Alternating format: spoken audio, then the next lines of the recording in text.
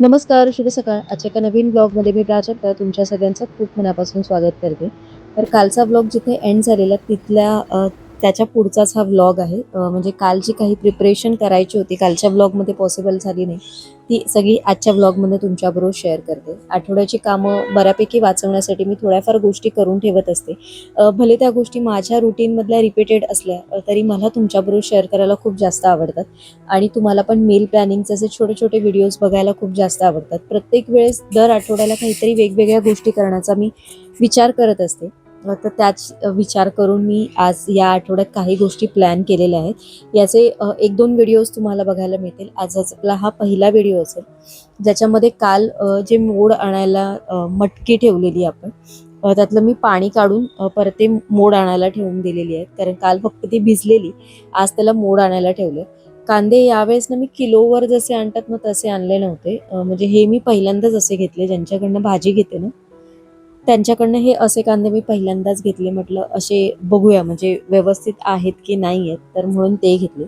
आज चहा मसाला करायचा होता आणि अगदी थोडासा करायचा. आता पाऊस असल्यामुळे असं चहा वगैरे मसाल्यावाली खायला खूप छान वाटते. तर इथे मी थोडीशी बडीशेप घेतली आहे बघा. त्याच्यामध्ये एक 12 ते 15 काळी मिरी घेतलेली आहे. 2 मोजून लवंगा घेतली आहे. तुम्हाला दालचिनीचा फ्लेवर आवडत असेल तर दालचिनी घ्या. दालचिनी पण खूप छान फ्लेवर येतो. मी दालचिनी स्किप केली आहे. त्याच्या ऐवजी मग नंतर मी थोडंसं प्रमाण वेलचीचं वाढवलेलं आहे, हिरव्या वेलचीचं. आणि बस आपला हा मसाला एवढाच आहे. म्हणजे मसाल्यासाठी एवढ्याच गोष्टी लागतात. खूप जास्त मसाल्यासाठी गोष्ट लागत नाही. आता आपण हे थंड करायला ठेवू. आणि कालच्या ब्लॉगमध्ये तुम्ही बघितलं असेल मी भरपूर कढीपत्ता आणलेला. तर म्हटलं आज कढीपत्त्याची चटणी पण करून ठेवू, म्हणजे जी आठवड्यासाठी आपल्याला टिफिनसाठी यूज होईल. तर सर्वात आधी मी शेंगदाणे रोस्ट करून घेतलेले आहेत. शेंगदाणे कुठल्याही आपण जी काही चटणी करतो त्याच्यासाठी मस्ट असतात. त्याच्यानंतर इथे सफेद तीळ घेतलेले आहेत थोडेसे. त्याच्यानंतर लसूण घेतलेले आहेत. लसूण एक 4 ते 5 पाकळ्या घेतलेल्या आहेत. लसणीने फ्लेवर कुठल्याही सुक्या चटणीला खूप छान येतो. भरपूर सारा कढीपत्ता जो काल घेऊन आलेले मी, तो थोडासा सुकवून ठेवलेला, म्हणजे तो छान असा भाजता येईल आपल्याला. कुरकुरीत खूप जास्त पण म्हणजे कुरकुरीत करायला जाऊ नका, नाहीतर तो करपतो आणि मग त्याची टेस्ट चांगली लागत नाही. त्याच्यामुळे थोडासा कुरकुरीत होईपर्यंत आपल्याला आपल्याला कळून येतं. आणि याची साईज कमी झाली आहे बघा. म्हणजे आता आपला हा कढीपत्ता छान कुरकुरीत झालाय. थोडंसं किंचितचं सुकं खोबरं घेतलेलं आहे. मी बऱ्याच वेळा डेसिकेटेड वापरते, म्हणून मी डेसिकेटेड कोकोनट इथे घेतलेलं आहे. सगळं एकत्र करायचं आणि थंड व्हायला द्यायचं. आता काल ना कोथिंबीर जी आणलेली ती मी भरून म्हणजे काहीच ठेवली नव्हती. अशीच या पेपरमध्येच रॅप करून फ्रीजमध्ये स्टोअर करून ठेवलेली. त्याच्यामध्ये पुदिना आणि या ज्या मिरच्या आहेत ना, ह्या आधीच्या मिरच्या आहेत, तर त्या मला आज संपवायच्या आहेत, म्हणजे आज उद्यामध्ये. ही जी कोथिंबीर होती काल नीट करून ठेवलेली, ती आता मी धुवून वॉश करून घेते. इथे बघाल तर आपले हे दोन्ही मिश्रण थंड झालेले आहेत. आता आपण याच्यामध्ये काय काय अजून लागणार आहे ते मी तुम्हाला सांगते.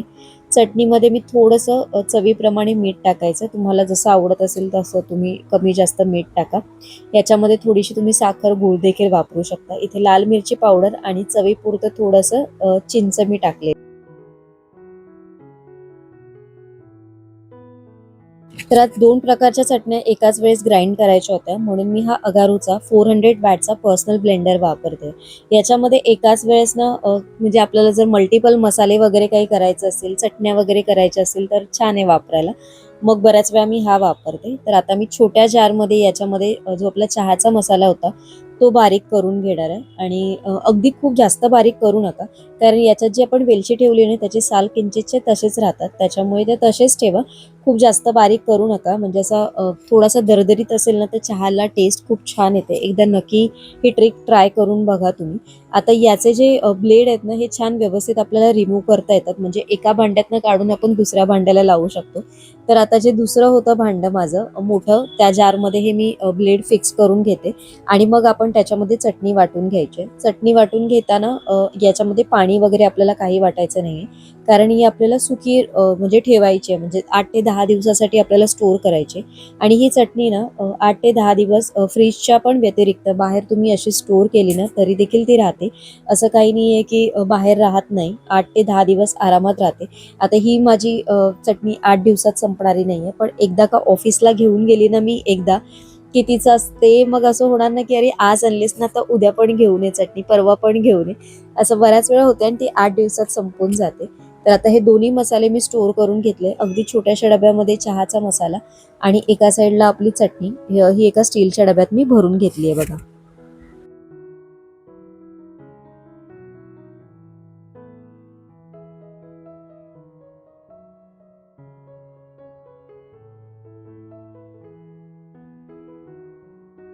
बाहेर ना पाऊस तर लागतोच आहे, पण पाऊस कमी आणि वारा खूप जास्त सुटलाय. आता काल फ्रीजमध्ये आलं स्टोअर करून घेतलेलं, त्याच्यातलं थोडं आलं मी बाहेर काढून घेणार आहे आणि बाकीचं जे आलं आहे ते तसंच मी या कंटेनरमध्ये फ्रीजमध्ये स्टोअर करून ठेवणार आहे. थोडासा टिश्यू पेपर बऱ्याच वेळा पाण्याने ओला होतो, तर 2-2 दिवसांनी तो चेक करावा लागतो किंवा मग त्याच्याऐवजी तुम्ही कपड्यात स्टोअर केलं तर ते आलं खूप जास्त दिवस चांगलं राहतं. माझ्याकडे आलं तसं खूप कमी आणलं जातं. जेव्हा काही रेसिपीज वगैरे करायच्या असतात तेव्हाच मी आलं घेऊन येते. आता हे जे घेतलेलं आलं आहे ते छानपैकी सोलून घेते. नाही सोलून घेतलं आणि तशाच पद्धतीने जरी आपण वापरलं रेसिपीजमध्ये तरी चालतं, पण ते धुवून व्यवस्थित मात्र क्लीन करून घ्यावं लागतं.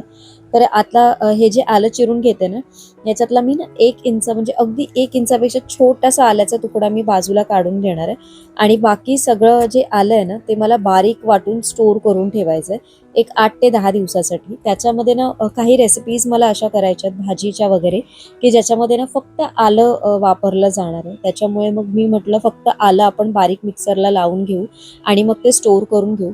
स्टोअर करताना भाजीसाठी करायचं असेल तर तुम्ही याच्यामध्ये थोडंसं तेल टाकून किंवा थोडंसं किंचितसं वरून मीठ टाकून हे फ्रीजमध्ये स्टोअर करून ठेवा. आता माझ्याकडे जास्त क्वांटिटी नव्हती आणि कमीच क्वांटिटी आहे आणि सकाळी चहाला पण होईल कधीतरी आणि मग रेसिपीजला पण मला होईल. त्याच्यामुळे मग मी याच्यामध्ये तेल किंवा मीठ वगैरे असं काही वापरलं नाहीये. फक्त अशाच मिक्सरमधनं काढून घेऊन असंच एखाद्या चांगल्या म्हणजे एअरटाईट जो डबा असतो ना त्याच्यामध्ये तुम्ही स्टोअर करा. मग तो प्लास्टिकचा असो, स्टीलचा असो किंवा मग ग्लासचा असो. मी एका ह्या ग्लासच्या कंटेनरमध्ये स्टोअर करून घेतलेला आहे. आता उरलेला जो आपला 1 इंच किंवा त्याच्यापेक्षा जो छोटा आल्याचा तुकडा होता ना तो मी याच्यामध्ये टाकणार आहे आणि त्याचबरोबर याच्यामध्ये काल ज्या मिरच्या उरलेल्या त्या आज वापरायच्या आहेत, कारण त्या पण मला आधी संपवून घ्यायच्या आहेत. तर त्या मिरच्या घेतलेल्या आहेत मी, 2 ते 3 मिरच्या घेतलेल्या आहेत. आता याच्यामध्ये भरपूर अशी लसूण मी घेणार आहे. लसूण अजून ते चांगली टेस्ट देते. आलं तर आपण घेतलेलंच आहे, थोडंसं लसूण आहे आणि याच्यामध्ये ना मी कोबी मिक्सरला वाटून बारीक करून घेणार आहे बघा या ग्राइंडरला. तर माझ्याकडे ना कोबी मी काल तुम्ही बघितले, कालच्या ब्लॉगमध्ये मी ॲक्च्युली तुम्हाला दाखवले नव्हते, पण मी 2 कोबी आणलेले. तर एक माझ्या डोक्यात होतं की वडीच करून ठेवायची, पण यावेळेस वडी करताना कोथिंबीर जेव्हा मी घेतलेली तेव्हा मला असं वाटत होतं, म्हणजे खरंच असं वाटत होतं की मला वाटत नव्हतं की ती तेवढी कोथिंबीरची जुडी धुवून म्हणजे साफ करून तेवढी होईल की नाही, कारण बऱ्याच वेळा बाहेरून दिसते पण आतून ती बऱ्यापैकी खराब असण्याचे चान्सेस असतात पावसात तरी. म्हणून मग मी म्हटलेलं की कोबी ॲडिशनल घेऊ, कोबी आणि मग कोथिंबीर अशी मिक्स करून आपण वड्या करून घेऊ. याच्यामध्ये ना चॉपरमध्ये ना कोथिंबीर पण अगदी छान अगदी बारीक होते, म्हणजे जसा कोबी बारीक होतो ना तशीच ती कोथिंबीर पण बारीक होते आणि ज्याच्यामध्ये भरपूर जरी कोथिंबीर एकाच वेळेस टाकली ना तरी काही होत नाही, अगदी ती छान बारीक होते. म्हणून बऱ्याच वेळा जेव्हा आता म्हणजे जे कोथिंबीर बारीक चिरायचं जे काम होतं ना ज्यावेळेस वडी करायचं, ते याने थोडंसं माझं बऱ्यापैकी इझी झालेलं आहे. तर आता सगळी कोथिंबीर पण मी बऱ्यापैकी जी होती त्यातली थोडी कोथिंबीर मी काढून घेतली आणि बाकी सगळी कोथिंबीर मी वडी करण्यासाठी यूज करते. याच्यामध्ये थोडंसं मी मीठ टाकणार आहे चवीप्रमाणे आणि याच्यामध्ये मसाला नाही वापरणार आहे, कारण आपण हिरवी मिरची वापरली आहे. याच्यामध्ये धण, जिरा, बडीशेप आणि काळी मिरी अशी जी माझ्याकडे पूड केलेली असते ती मी याच्यामध्ये वापरलेली आहे. याच्यामध्ये बेसन आणि तांदळाचं पीठ तुमच्या आवडीनुसार तुम्हाला जसं पाहिजे तसं याच्यामध्ये वापरा आणि मिक्स करा. मी ॲक्च्युली याच्यामध्ये हळद वापरायला विसरली, म्हणजे आत्ता टाकायला विसरली, ती मी नंतर थोड्या वेळाने याच्यामध्ये ॲड केली.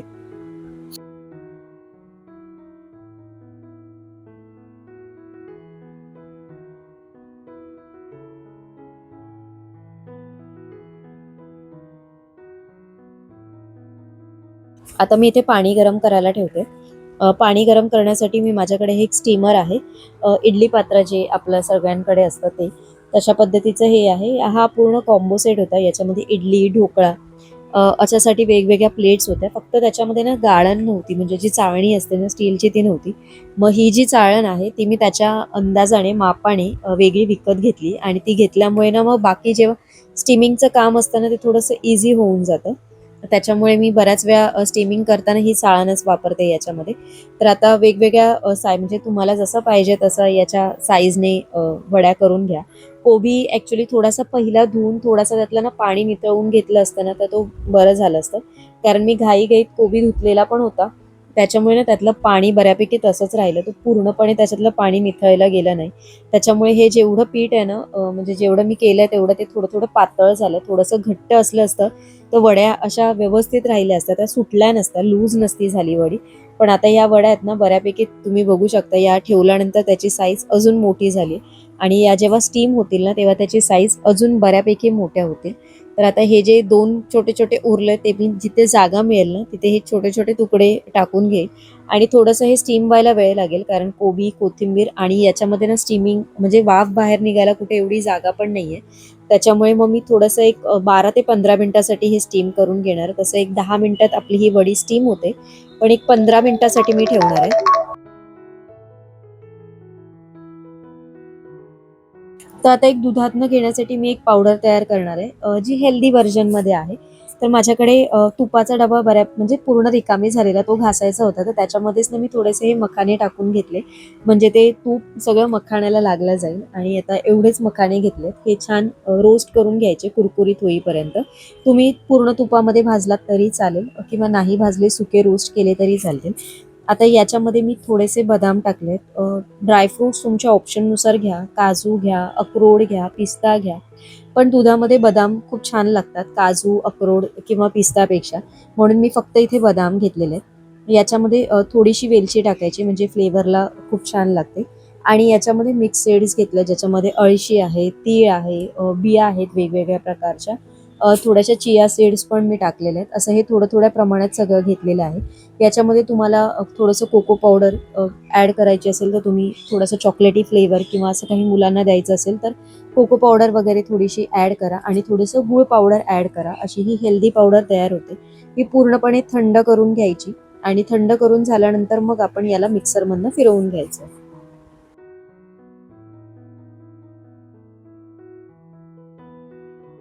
इथे माझ्या वड्या पण थंड झाल्यात आणि वड्यांची साईज तुम्ही बघू शकता खूप जास्त पसरल्या गेल्यात आणि मोठ्या झाल्यात वड्यांची साईज. जसं मी तुम्हाला म्हटलेलं पीठ पातळ झाल्यामुळे वड्यांची साईज बऱ्यापैकी मोठी झालेली आहे आणि वड्या आता बऱ्यापैकी थंड झाल्यात. आज मी या रॅप करून ठेवते ना तशा रॅप करून ठेवणार नाहीये. मी ह्या अशा स्टोअर करणार आहे एका स्टीलच्या डब्यामध्ये. कारण मला या उद्या सकाळसाठीच लागणार आहेत त्याच्यामुळे अशाच ठेवणार आहे. आता हे जे पावडर आपण जी करणार आहोत ती मिक्सरला फिरवून घेऊ. मिक्सरला फिरवून घेताना याच्यामध्येच तुम्हाला जर वाटलंच मुलांना देण्यासाठी वाटत असेल तर थोडं खडीसाखर पण तुम्ही याच्यामध्ये वापरा. म्हणजे साखरेऐवजी तुम्ही खडीसाखर वापरा तर ती टेस्ट खूप छान देते. तर माझ्याकडे हा एक डब्बा आहे. याच्यामध्ये मी ही पावडर जी अशा वेळेस बनवते ती अशी स्टोअर करून ठेवते. पावडर बदाम वगैरे असल्यामुळे थोडीशी खाली चिकटली गेली आणि थोडंसं मी तूप वापरलेलं आहे याच्यामध्ये. तर ही अशा पद्धतीने मी कुठल्याही ड्राय कंटेनरमध्ये म्हणजे जो एअर टाईट कंटेनर आहे त्याच्यामध्ये तुम्ही स्टोअर करा. माझ्याकडे एक मेजरिंग स्पून आहे जो मी याच्यासाठी वापरते. तर तो 1 चमचा जर तुम्ही नेहमीचा पकडला तर याच्यातनं या पावडरचे मी जे प्रमाण घेतलंय त्याच्याने एक 10 ते 12 स्पून होतात. म्हणजे 10 ते 12 वेळेस मी ही पावडर खाऊ पिऊ शकते. म्हणजे जर तुम्ही ही कशामध्ये खिरीमध्ये ॲड करा तुम्हाला वाटत असेल एखाद्या वेळेस काही पेज वगैरे करायची असेल, दुधाचा काही प्रकार करायचा असेल, खीर करायची असेल, कुठलाही याच्यामध्ये तुम्ही ही ॲड करून रोज घेऊ शकता. म्हणजे आपल्यावर आहे तुम्हाला कशा पद्धतीने ही पावडर यूज करायची तुमच्या वेगवेगळ्या रेसिपीजमध्ये किंवा मग तुमच्या वेगवेगळ्या कुठल्याही मीलमध्ये जेव्हा तुम्ही सलाड वगैरे करता ना त्याच्यामध्ये पण ही हेल्पफुल आहे. आजचा व्हिडिओ मी इथेच एंड करते. आजचा व्हिडिओ तुम्हाला कसा वाटला मला नक्की कमेंट करून सांगा. व्हिडिओ थोडा जरी आवडला असेल तर लाईक करा, शेअर करा आणि चॅनलला सबस्क्राईब केल्याशिवाय जाऊ नका.